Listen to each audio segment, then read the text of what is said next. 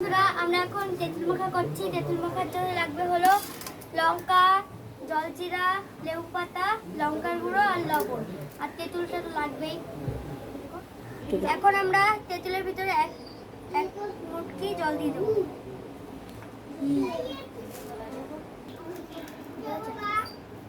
এবার আমরা মাখাচ্ছি তেঁতুলটা ভালো করে লবণ আর লঙ্কা গুঁড়ো দিয়ে। এবার আমরা জলজিরাটা দিয়ে নেব। আমরা এর জন্য 2 প্যাকেট জলজিরা নিয়েছি। এবার আমরা লেবু পাতাটা দিয়ে দেব।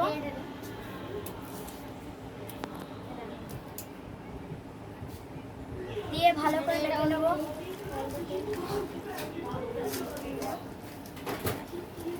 এখন আমরা লঙ্কা নিয়ে নেব। লঙ্কাটাকে ভালো করে মেখে নেব।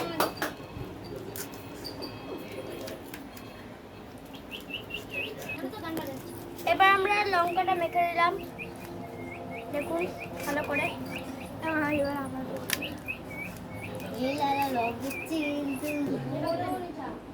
বন্ধুরা এবার ওকে টেস্ট করতে দেবো। আমাদের মাখানো হয়ে গেছে, দেখুন কেমন হয়ে গেছে।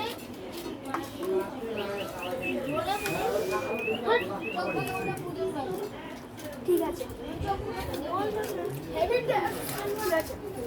আমাদের এখন মাখানো হয়ে গেছে। এবার আমরা সবাই মিলে খেয়ে নেব।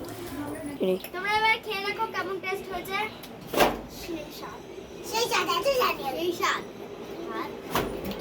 গাইস, খুব ভালো হয়েছে। তোমরা এরকম করে কম খরচে বাড়িতে বানিয়ে নিতে পারো।